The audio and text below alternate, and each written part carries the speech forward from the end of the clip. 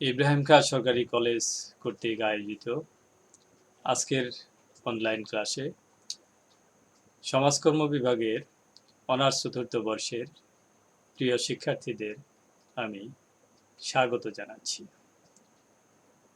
সুপ্রিয় শিক্ষার্থীবৃন্দ, তোমাদের অনার্স চতুর্থ বর্ষের পরীক্ষা আসন্ন।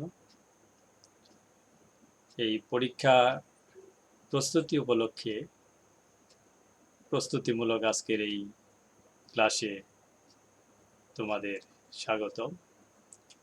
আমি মোহাম্মদ নজরুল ইসলাম, বিভাগীয় প্রধান সমাজকর্ম বিভাগ, ইব্রাহিম খাঁ সরকারি college, Bhuapur, Tangail. Mobile number 01718011493।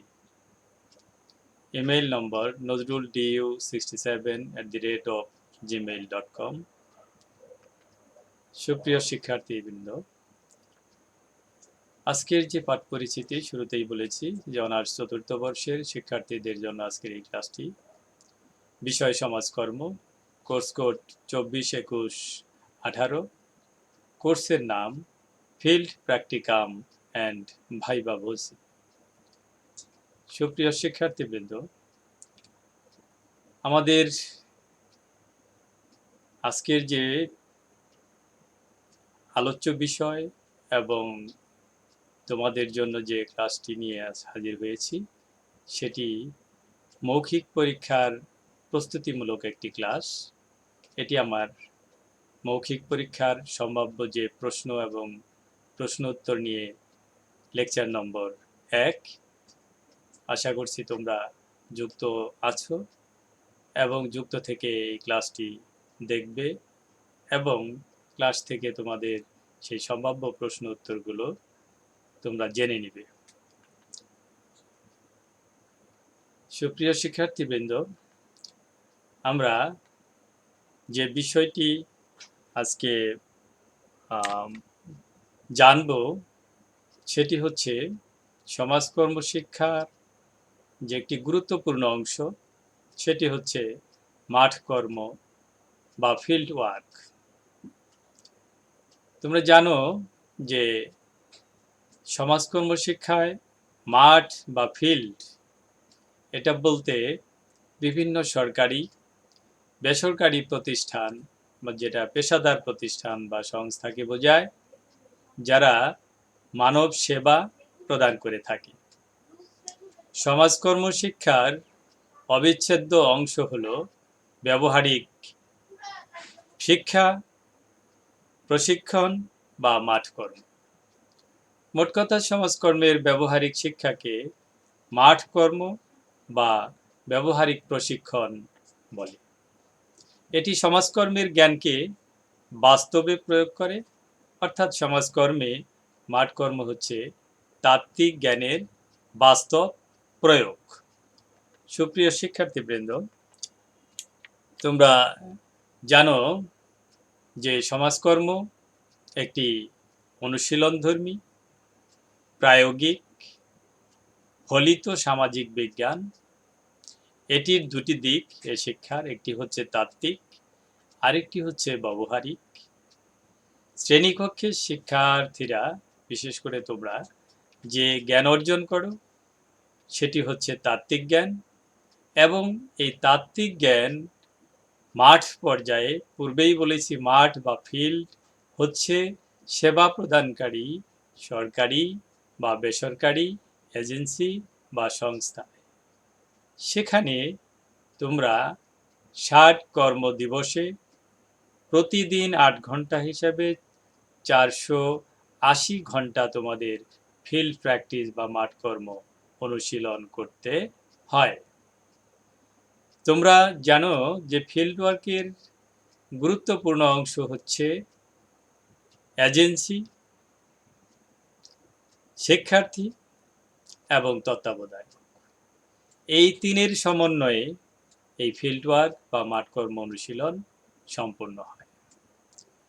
Field work বা মাঠকর্ম, প্রিয় শিক্ষার্থী, তোমাদের দক্ষতা অর্জনের একটি উপায় বা মাধ্যম। এটি তোমাদের দক্ষতাকে দক্ষতার উন্নয়ন ঘটায়। সুতরাং আমরা বলতে পারি যে সমাজকর্ম শিক্ষার একটি পার্ট অ্যান্ড পার্সেল অংশ হচ্ছে ফিল্ড ওয়ার্ক, বা সমাজকর্ম শিক্ষার অবিচ্ছেদ্য অংশ হচ্ছে ফিল্ড ওয়ার্ক। এতে যে জনসেবামূলক যে প্রতিষ্ঠান, বিশেষ করে সরকারি বেসরকারি যে প্রতিষ্ঠানগুলো রয়েছে, সেখানে শিক্ষার্থীদের নির্দিষ্ট সময়ের জন্য সমাজকর্মের পদ্ধতি, জ্ঞান, কৌশল এগুলো বাস্তব ক্ষেত্রে শেখানোর জন্য পাঠানো হয়, যা তাদেরকে অনুশীলন কর্মী হিসাবে গড়ে তোলে। সুপ্রিয় শিক্ষার্থীবৃন্দ, তোমাদের এই যে ফিল্ড ওয়ার্ক প্র্যাকটিস, এটাকে বর্তমানে ফিল্ড প্র্যাকটিস বা ফিল্ড প্র্যাকটিকাম নামে অভিহিত করা হয়। ফিল্ড প্র্যাকটিস বা ফিল্ড প্র্যাকটিকাম। আমরা যদি সাধারণ ভাষায় বলি যে ফিল্ড ওয়ার্ক বা মাঠ কর্ম হচ্ছে শ্রেণীভিত্তিক অর্জিত জ্ঞান, পদ্ধতিগত প্রক্রিয়া ও কৌশলকে বিশেষ কোনো সেবামূলক প্রতিষ্ঠানের ব্যক্তি, দল, সমষ্টির সমস্যা সমাধানের ক্ষেত্রে অনুশীলন করে দক্ষতা অর্জনের একটি বিশেষ উপায়। আমরা আরেকটি স্লাইড লক্ষ্য করো সুপ্রিয় শিক্ষার্থীবৃন্দ, যে ফিল্ড ওয়ার্ক বা ফিল্ড প্র্যাকটিকাম হচ্ছে ছাত্রদের পেশাগত যে শিক্ষা, তার যে বাস্তব প্রয়োগ, যার মাধ্যমে প্রাথমিকভাবে শ্রেণীভিত্তিক জ্ঞান অর্জন ও দক্ষতাকে ক্লায়েন্টদের সাথে প্রত্যক্ষ অনুশীলনে প্রয়োগ করা হয়। তোমরা শুরুতেই জেনেছ যে এটাই একটি ফিল্ড ওয়ার্ক বা ফিল্ড প্র্যাকটিকাম সমাজকর্ম শিক্ষা কারিকুলামের একটি অবিচ্ছেদ্য উপাদান। এটি একজন আন্তঃতত্ত্বাবধায়ক এবং একজন বহিঃতত্ত্বাবধায়কের সরাসরি নির্দেশনা ও তত্ত্বাবধানে শ্রেণীভিত্তিক অর্জিত জ্ঞান, দক্ষতা ও কৌশলকে মাঠ পর্যায়ে অনুশীলনের প্রশিক্ষণ দানের সুযোগ সৃষ্টি করে। আমরা আরও জেনে নেই যে সমাজকর্মের ব্যবহারিক শিক্ষাকে মাঠ কর্ম বা ব্যবহারিক প্রশিক্ষণ বলে। আমি আবারও বলছি যে অন্যান্য পিওর সায়েন্সেও কি আছে, তাত্ত্বিক জ্ঞানের পাশাপাশি প্র্যাকটিক্যাল আছে, যেটি ল্যাবরেটরিতে হয়। আমাদের সমাজকর্মেও যে ব্যবহারিক শিক্ষা, যেটি মাঠ হচ্ছে প্রতিষ্ঠান, সরকারি প্রতিষ্ঠান বা বেসরকারি প্রতিষ্ঠান বা এজেন্সি, সেই ব্যবহারিক শিক্ষাকেই, সমাজকর্মের ব্যবহারিক শিক্ষাকেই মূলত মাঠ কর্ম বা ব্যবহারিক প্রশিক্ষণ বলে। পেশাদার প্রতিষ্ঠানে সমাজকর্ম বিষয়ের শিক্ষার্থীদের এই যে ব্যবহারিক প্রশিক্ষণই মাঠ কর্ম বা ফিল্ড ওয়ার্ক নামে পরিচিত।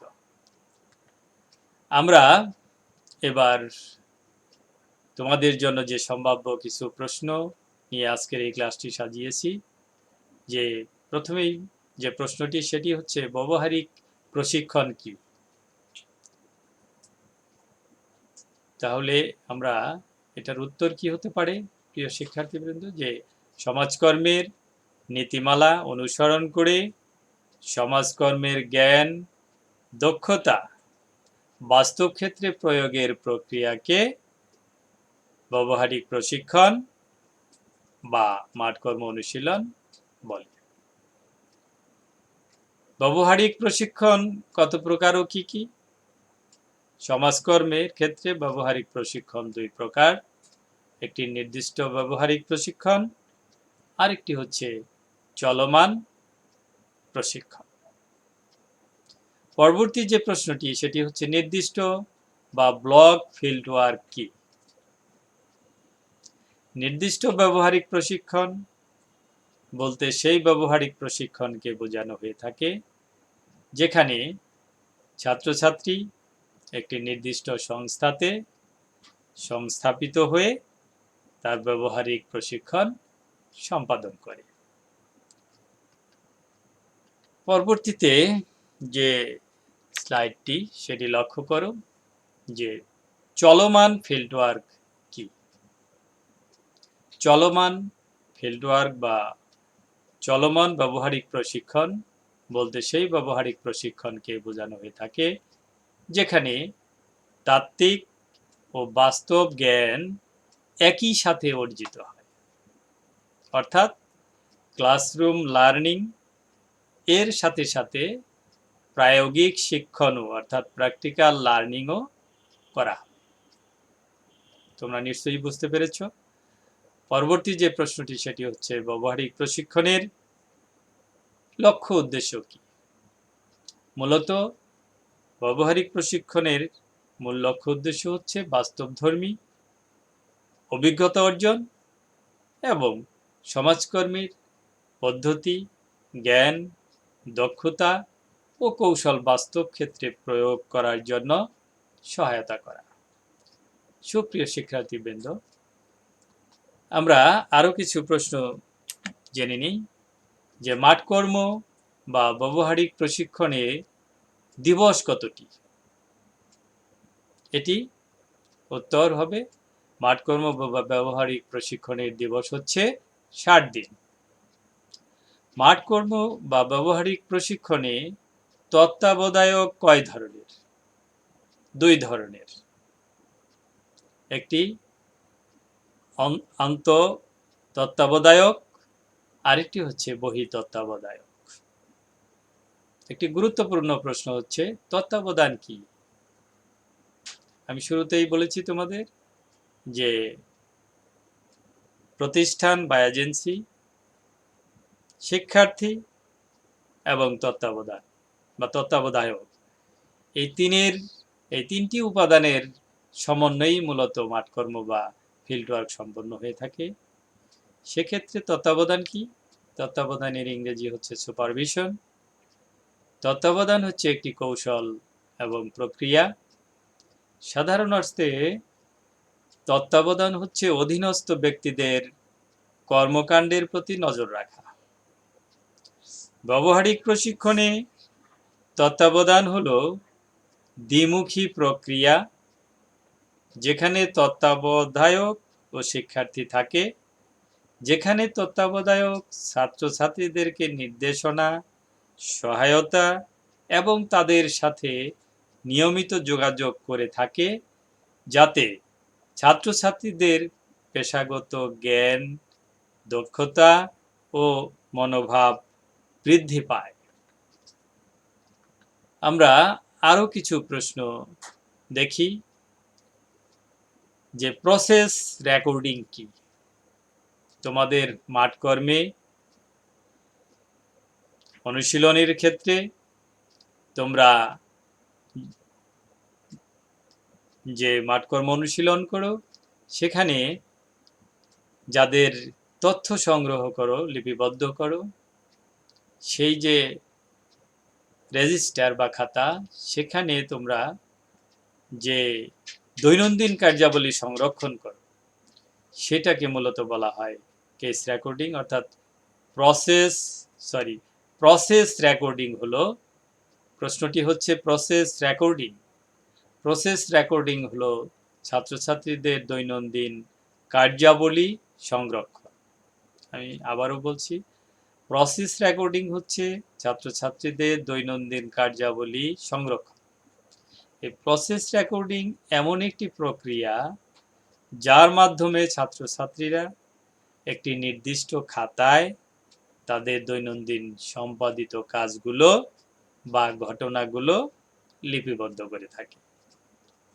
পরবর্তী প্রশ্ন হচ্ছে ব্র্যাক, BRAC এর পূর্ণ নাম কি? Bangladesh rural advancement committee. ব্র্যাকের প্রতিষ্ঠাতা কে? ব্র্যাকের প্রতিষ্ঠাতা হচ্ছেন স্যার ফজলে হাসান, আবেদ। পরবর্তী প্রশ্ন হচ্ছে কেস স্টাডি কি? খুব সংক্ষেপে উত্তর, যে কোনো নির্দিষ্ট এককের সার্বিক দিক স্টাডি করাই হলো কেস স্টাডি। আমরা পরবর্তী স্লাইডটি লক্ষ্য করি। সুপ্রিয় শিক্ষার্থীবৃন্দ, তোমাদের সংক্ষিপ্ত কিছু প্রশ্ন, যেমন ইউএসএস এর পূর্ণরূপ কি? Urban social service. আরএসএস এর পূর্ণ নাম কি? Rural social service. পরবর্তী প্রশ্ন কি, যে আরএসএস আমাদের দেশে কত সালে চালু হয়? আরএসএস চালু হয় 1974 সালে। ইউএসএস বা ইউসিডি কত সালে চালু হয়? এটি 1953 সালে চালু হয়। আরেকটি প্রশ্ন হচ্ছে গুরুত্বপূর্ণ প্রশ্ন, এনএএসডব্লিউ, যেটি সমাজকর্ম শিক্ষার্থীদের প্রত্যেকেরই জানা উচিত, যে এটি সমাজকর্মের, বিশেষ করে সমাজকর্মীদের সারা বিশ্বের একটি বৃহত্তম প্ল্যাটফর্ম বা সংগঠন। এর পূর্ণরূপ হচ্ছে national association of social workers, বাংলায় এটিকে বলে জাতীয় সমাজকর্মী সমিতি। পরবর্তী আরেকটি স্লাইড লক্ষ্য করো, যে ব্যবহারিক প্রশিক্ষণের যে পর্যায়গুলো, আমরা যে ধাপগুলো অনুসরণ করে এই মাঠকর্ম অনুশীলন সমাপ্ত করি বা ব্যবহারিক প্রশিক্ষণ সম্পন্ন করে থাকি, সেগুলো হচ্ছে সংস্থাপন। প্রথম ধাপটি হচ্ছে ফিল্ড ওয়ার্কের সংস্থাপন। দ্বিতীয় ধাপ পর্যায় হচ্ছে কার্য প্রণয়ন। তৃতীয় পর্যায় হচ্ছে কেস ব্যবস্থাপনা। চতুর্থ পর্যায় হচ্ছে কেস স্টাডি প্রস্তুতকরণ। 5 নম্বর পর্যায় হচ্ছে দৈনন্দিন কর্ম সম্পাদন ও পরিবীক্ষণ। 6 নম্বর নথিবদ্ধকরণ। 7 নম্বর প্রতিবেদন লিখন। আরেকটি প্রশ্ন লক্ষ্য করো, সেটি হচ্ছে সংস্থাপন কি? তাহলে পূর্বে যে পর্যায়গুলো আমরা দেখে নিলাম, যে সংস্থাপন কি, এক কথায় উত্তর হচ্ছে ব্যবহারিক প্রশিক্ষণের প্রথম ধাপ হলো সংস্থাপন। ব্যবহারিক প্রশিক্ষণে ছাত্রছাত্রীদের দায়িত্ব অর্পণ প্রক্রিয়া হচ্ছে সংস্থাপন। ব্যবহারিক প্রশিক্ষণের বা মাঠকর্ম অনুশীলনের সর্বশেষ ধাপ কোনটি? প্রতিবেদন লেখন। আরেকটি খুবই গুরুত্বপূর্ণ প্রশ্ন, যে তথ্য সংগ্রহের যে কৌশলগুলো, সেগুলো কি কি? অনেকগুলো আছে, তার মধ্যে গুরুত্বপূর্ণ হচ্ছে সাক্ষাৎকার, পর্যবেক্ষণ, গৃহ পরিদর্শন ইত্যাদি। আমরা আরেকটি স্লাইড দেখি, যে তথ্য সংগ্রহের সবচেয়ে গুরুত্বপূর্ণ কৌশল কোনটি? আমাদের দেশের প্রেক্ষাপটে তথ্য সংগ্রহের সবচেয়ে গুরুত্বপূর্ণ কৌশল হচ্ছে সাক্ষাৎকার। এখন পরবর্তী প্রশ্ন হচ্ছে, সাক্ষাৎকার বলতে কি বোঝায়? সাক্ষাৎকার হচ্ছে দুই বা তত, সাধারণভাবে যে দুই বা ততোধিক ব্যক্তির মধ্যে যে আলোচনা, সেটা হচ্ছে সাক্ষাৎকার। কিন্তু সমাজকর্মে বিশেষ করে তথ্য সংগ্রহের উদ্দেশ্যে আমরা বলি যে দুই বা ততোধিক লোকের মধ্যে যে কথোপকথন, সেটি হচ্ছে সাক্ষাৎকার। সমাজকর্মে সমাজকর্মী এবং সাহায্যার্থীর মধ্যে যে কথোপকথন উদ্দেশ্য প্রণোদিত, সেটি হচ্ছে সাক্ষাৎকার। পরবর্তী প্রশ্ন হচ্ছে কেস রেকর্ড কাকে বলে? ক্লায়েন্ট বা সাহায্যার্থী বা সমস্যাগ্রস্ত ব্যক্তি সম্পর্কিত তথ্যের যে লিখিত বিবরণ, সেটি হচ্ছে মূলত কেস রেকর্ড।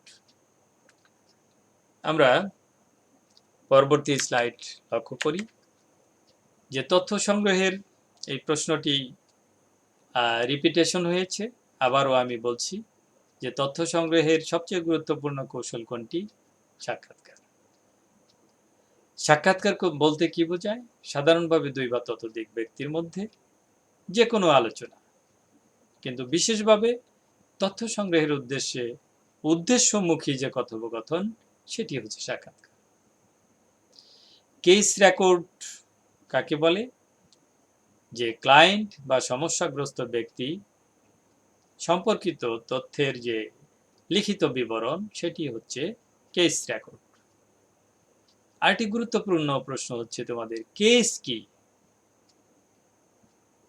এই যে কেস স্টাডি করো, এই কেসটা কি? সাধারণত কোনো সমস্যাগ্রস্ত ব্যক্তি বা সাহায্যার্থীর ব্যক্তি সমাজকর্মী কর্তৃক প্রাতিষ্ঠানিকভাবে সেবা ব্যবস্থায় নথিভুক্ত হওয়াকে কেস বলে। এখন এই কেস কোনো ব্যক্তি হতে পারে, দল হতে পারে, সমষ্টি হতে পারে, প্রতিষ্ঠান হতে পারে। আরেকটি স্লাইড লক্ষ্য করুন, যে প্রশ্নটি এটি অত্যন্ত গুরুত্বপূর্ণ প্রশ্ন, যে র্যাপো বা র্যাপো ইংরেজিতে এটির বানান হচ্ছে RAPPORT। এটি কি? এটি প্রধানত ব্যক্তি সমাজকর্মের মূল চালিকা শক্তি বা মূল প্রেরণা। এটিকে ব্যক্তি সমাজকর্মের আত্মা বলা হয়। এটি ব্যক্তি সমাজকর্মের প্রাণ। এটি পেশাগত সমাজকর্মের ভাষায় র্যাপো শব্দের অর্থ হচ্ছে পেশাগত সম্পর্ক। ব্যক্তি সমাজকর্মের মূল প্রেরণা ও প্রধান চালিকা শক্তি হল পেশাগত সম্পর্ক। এটি ব্যক্তি সমাজকর্মের সমস্যা সমাধান প্রক্রিয়ার অন্যতম গুরুত্বপূর্ণ কৌশল। আমি এই প্রশ্নটির উত্তর আবারও বলছি, যে পেশাদার সমাজকর্মের সমস্যা সমাধান প্রক্রিয়ার গুরুত্বপূর্ণ উপাদান হল সমস্যাগ্রস্ত ব্যক্তির সঙ্গে সমাজকর্মীর পেশাগত সম্পর্ক স্থাপন। পেশাদার সমাজকর্মের পরিভাষায় র্যাপো শব্দের অর্থ হল পেশাগত সম্পর্ক। ব্যক্তি সমাজকর্মের মূল প্রেরণা ও প্রধান চালিকা শক্তি হল এই পেশাগত সম্পর্ক। পরবর্তী প্রশ্ন, যে সমাজকর্ম পদ্ধতি মূলত কয় প্রকার ও কি কি? তোমরা জানো যে সমাজকর্ম পদ্ধতি মূলত দুই প্রকার, একটি হচ্ছে মৌলিক পদ্ধতি আর একটি হচ্ছে সহায়ক পদ্ধতি। আরে কিছু প্রশ্ন তোমরা লক্ষ্য করো, যে সমাজকর্মের মৌলিক পদ্ধতি কয়টি? এটির উত্তর হচ্ছে সমাজকর্মের মৌলিক পদ্ধতি তিনটি। সমাজকর্মের সহায়ক পদ্ধতি কয়টি? সমাজকর্মের সহায়ক পদ্ধতি তিনটি। সমাজকর্মের পদ্ধতি মোট কয়টি? 6টি। সমাজকর্ম পদ্ধতি 6টি। সমাজকর্মের মৌলিক পদ্ধতি কয়টি ও কি কি? তাহলে এটির উত্তর হবে সমাজকর্মের মৌলিক পদ্ধতি তিনটি। 1 নম্বর ব্যক্তি সমাজকর্ম পদ্ধতি, দল সমাজকর্ম পদ্ধতি এবং সমষ্টি সমাজকর্ম পদ্ধতি। সমষ্টি সমাজকর্ম পদ্ধতি আবার দুই ধরনের, একটি হচ্ছে সমষ্টি উন্নয়ন এবং সমষ্টি সংগঠন। সুপ্রিয় শিক্ষার্থীবৃন্দ, আমরা জানি যে তোমরা মাঠকর্ম অনুশীলন ক্ষেত্রে সমাজকর্মের পদ্ধতি, কৌশল, তত্ত্ব, জ্ঞান প্রয়োগ করেই ব্যক্তি, দল, সমষ্টির সমস্যা সমাধানে সহায়তা করে থাকো। এক্ষেত্রে আরেকটি গুরুত্বপূর্ণ প্রশ্ন হচ্ছে, সমাজকর্মের সহায়ক পদ্ধতি কয়টি ও কি কি? সমাজকর্মের সহায়ক পদ্ধতি তিনটি, যথা সমাজকর্ম প্রশাসন, সমাজকর্ম গবেষণা এবং সামাজিক কার্যক্রম। আরেকটি অত্যন্ত গুরুত্বপূর্ণ প্রশ্ন, যে ব্যক্তি সমাজকর্মের উপাদান কয়টি ও কি কি? ব্যক্তি সমাজকর্মের উপাদান 5টি। 1 নম্বর হচ্ছে ব্যক্তি, 2 নম্বর সমস্যা, 3 নম্বর হচ্ছে স্থান, 4 নম্বর হচ্ছে পেশাদার প্রতিনিধি বা সমাজকর্মী এবং 5 নম্বর হচ্ছে প্রক্রিয়া। পরবর্তী প্রশ্ন হচ্ছে ব্যক্তি সমাজকর্মের প্রাণ বা আত্মা কি? আমরা পূর্বেই জেনে গিয়েছি যে ব্যক্তি সমাজকর্মের প্রাণ বা আত্মা হচ্ছে র্যাপো। আমরা আরো কিছু প্রশ্ন তোমরা লক্ষ্য করো যে পদ্ধতি কি? পদ্ধতি হচ্ছে সুশৃঙ্খল ও সুপরিকল্পিত উপায়ে কোনো কাজ সম্পাদনের উপায়ই হলো পদ্ধতি। কৌশল কি? কৌশল হচ্ছে পদ্ধতির অংশবিশেষ। নির্দেশনা পদ্ধতি অনুসরণ করতে গিয়ে কি কি উপায় অবলম্বন করতে হবে তাই হলো কৌশল। অর্থাৎ পদ্ধতি হচ্ছে একটি সামগ্রিক দিক এবং কৌশল হচ্ছে পদ্ধতির অংশবিশেষ। একটি পদ্ধতির মধ্যে অনেকগুলো কৌশল থাকতে পারে। এবার যে প্রশ্নটি সেটি হচ্ছে সমাজকর্মের মৌলিক পদ্ধতি কি? সমাজকর্মের মৌলিক পদ্ধতি হলো সেই সব প্রক্রিয়া কর্মপ্রক্রিয়া যেগুলো সমস্যার সমাধানে সরাসরি বা প্রত্যক্ষভাবে প্রয়োগ করা হয়। আমি আবারও বলছি যে সমাজকর্মের মৌলিক পদ্ধতি হচ্ছে সেই সব কর্মপ্রক্রিয়া যেগুলো সমস্যার সমাধানে সমাজকর্মীরা সরাসরি বা প্রত্যক্ষভাবে প্রয়োগ করে থাকে। পরবর্তী যে প্রশ্নগুলো খেয়াল করো যে সমাজকর্মের পরিভাষায় মক্কেল কর্মী সম্পর্ককে কি বলা হয়? সমাজকর্মের পরিভাষায় মক্কেল কর্মী সম্পর্ককে র্যাপো বলা হয়। সমাজকর্মের যে সমস্যা সমাধান প্রক্রিয়া রয়েছে, ব্যক্তি সমাজকর্মের যে পঞ্চম যে উপাদান সমস্যা সমাধান প্রক্রিয়া, সেটির ধাপ বা স্তরসমূহ কি কি? সেটির ধাপ বা স্তর হচ্ছে মনোসামাজিক অনুধ্যান, সমস্যা নির্ণয়, সমস্যার সমাধান, মূল্যায়ন, ফলো আপ বা অনুসরণ, প্রেরণ এবং সমাপ্তি। সুপ্রিয় শিক্ষার্থীবৃন্দ, সমাজকর্মের পরিভাষায় ব্যক্তিকে কি বলা হয়? সমাজকর্মের পরিভাষায় ব্যক্তিকে ক্লায়েন্ট বা সাহায্যার্থী বা সমস্যাগ্রস্ত ব্যক্তি হিসাবে আখ্যায়িত করা হয়। পরবর্তী যে প্রশ্নটি যে ব্যক্তি সমাজকর্মে ব্যক্তি বলতে কাকে বোঝানো হয়ে থাকে? ব্যক্তি সমাজকর্মে ব্যক্তি বলতে এমন একজনকে বোঝায় যে সমস্যাগ্রস্ত এবং নিজ ক্ষমতা বলে সে সমস্যার সমাধানে অক্ষম এবং সমস্যার সমাধানের জন্য যে একটি এজেন্সিতে সমাজকর্মীর শরণাপন্ন হয়। সুপ্রিয় শিক্ষার্থীবৃন্দ, তোমাদের ক্লাসের শেষ পর্যায়ে চলে এসেছি। তোমরা আর দুটি প্রশ্ন লক্ষ্য করো যে সাহায্যার্থী বা সাহায্য প্রার্থী বলতে কি বোঝায়? সাহায্য প্রার্থী বলতে এমন ব্যক্তি, দল বা সমষ্টিকে বোঝায় যারা সমস্যাগ্রস্ত এবং নিজেরা তা সমস্যার সমাধান করতে না পেরে সমাজকর্ম প্রতিষ্ঠানের কাছে সমস্যার সমাধানে সাহায্য বা সহযোগিতা নিতে আসে। ব্যক্তি সমাজকর্মের নীতিমালাগুলো কি কি? ব্যক্তি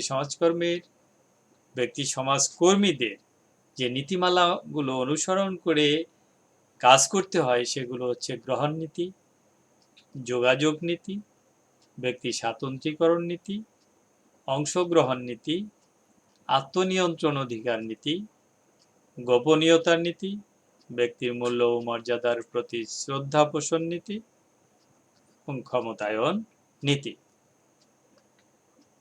সুপ্রিয় শিক্ষার্থীবৃন্দ, এতক্ষণ তোমাদের সাথে যে বিষয় নিয়ে আলোচনা করলাম এটি তোমাদের জন্য অত্যন্ত গুরুত্বপূর্ণ। আরও কিছু গুরুত্বপূর্ণ প্রশ্ন রয়েছে, যেটি মৌখিক পরীক্ষায় বরাবরই করা হয়। সেটি হচ্ছে ব্যক্তি সমাজকর্মের যে উপাদান, সেই উপাদান সম্পর্কে এইচ পার্লম্যান কি বলেছেন। এখানে হয়তো এইচ পার্লম্যানের পূর্ণ নামটাও তোমাদের ধরবে, যে এইচ পার্লম্যান, হেলেন হ্যারিস পার্লম্যান ব্যক্তি সমাজকর্মের উপাদান সম্পর্কে কি বলেছেন, যে a person with problem comes to a place where a professional representative helps him by a given process. এখানে পার্সনের নিচে দেখো আন্ডারলাইন করা, প্রবলেমের নিচে আন্ডারলাইন, প্লেসের নিচে আন্ডারলাইন, প্রফেশনাল রিপ্রেজেন্টেটিভের নিচে আন্ডারলাইন এবং প্রসেসের নিচে। এটি দ্বারা কি বোঝাচ্ছে, যে ফাইভ পিস কি। আরেকটি প্রশ্ন হতে পারে যে ব্যক্তি সমাজকর্মে 5 পিস দ্বারা কি বোঝায়। তাহলে 5 পিস দ্বারা তাহলে কি বোঝাচ্ছে, যে person, problem, place, professional representative and process.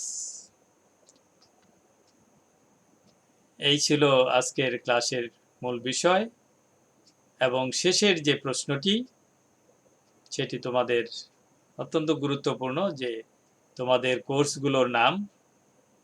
তোমাদের পারভিন ম্যাডাম এই বিষয়ে ক্লাস নিয়েছেন এবং আশা করি তোমরা সেই ক্লাস থেকে উপকৃত হয়েছ।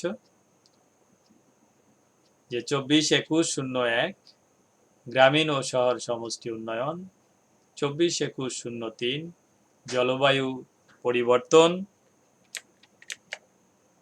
ইস্যু ও দুর্যোগ ব্যবস্থাপনা, 24-21-05 মানব সম্পদ ব্যবস্থাপনা, 24-21-07 সামাজিক গবেষণা ও পরিসংখ্যান, 24-21-09 বাংলাদেশের সমাজসেবা কার্যক্রম, 24-21-11 সমাজকর্ম ও বিশ্বায়ন, 24-21-13 জনস্বাস্থ্য ও সমাজকর্ম, 24-21-15 সামাজিক কার্যক্রম, সামাজিক আইন ও সমাজকর্ম, 24-21-17 মাঠকর্ম শিক্ষা এবং 24-21-18 ফিল্ড প্র্যাকটিকাম অ্যান্ড ভাইবা বুঝি।